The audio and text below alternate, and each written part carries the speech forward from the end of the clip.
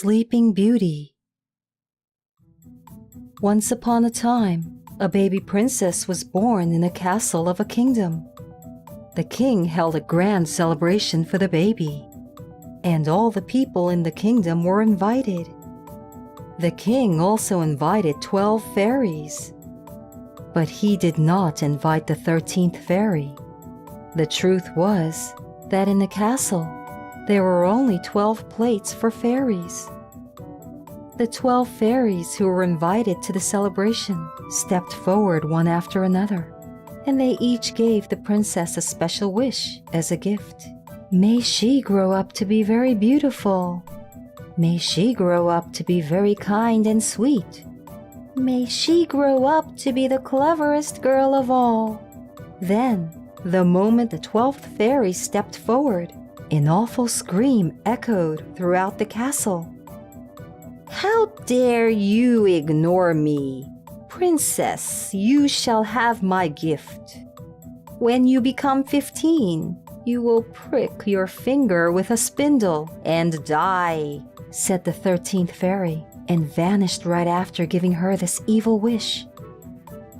"Oh dear, what should we do?" This caused a public uproar. "Wait, I have not given the princess her wish yet," said the 12th fairy. "The princess shall not die, even if she pricks her finger with the spindle. She shall fall into a deep sleep for 100 years.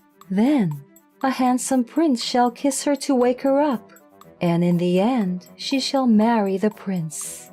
The 12th fairy could not undo what the wicked fairy had wished, but was able to make it less evil.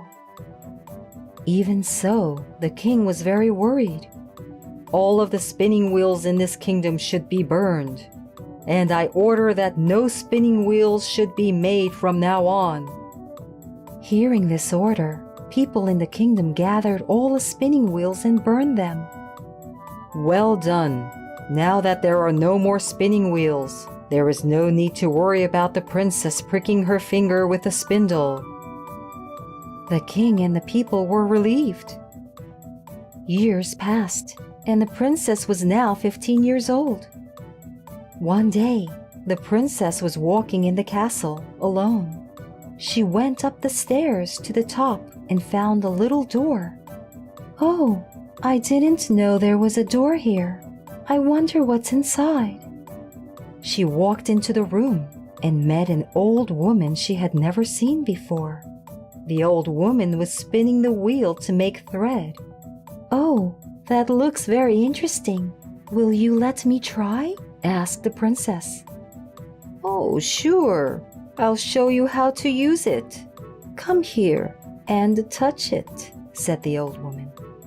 The innocent princess touched the spinning wheel.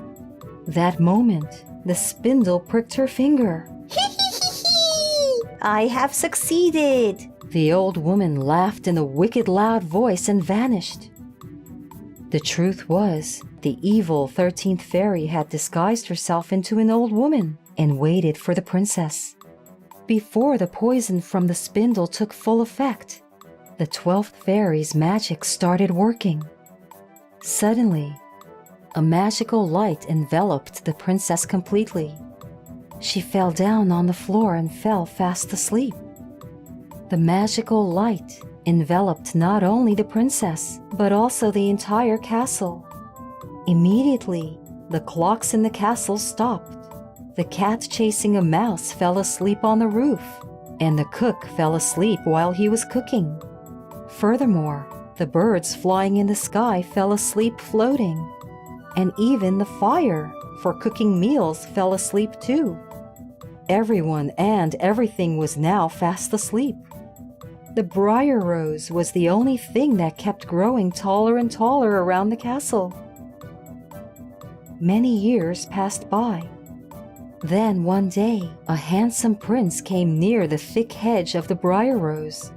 "This must be the briar rose castle I have heard about in the tale. A beautiful princess is said to be sleeping in this castle." The prince tried to get inside, cutting his way through the hedge. The branches of the briar rose moved like snakes. and attacked the prince. The prince cut the branches with his sword, but the fierce branches surrounded him one after another. The prince was prepared for death. Then, the hedge of the briar rose suddenly started shrinking, making way to the castle for him. It was the very day when 100 years had passed since the princess fell asleep.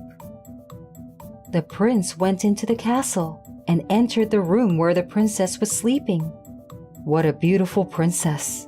The prince could not help but kiss the princess. Everyone and everything in the castle woke up.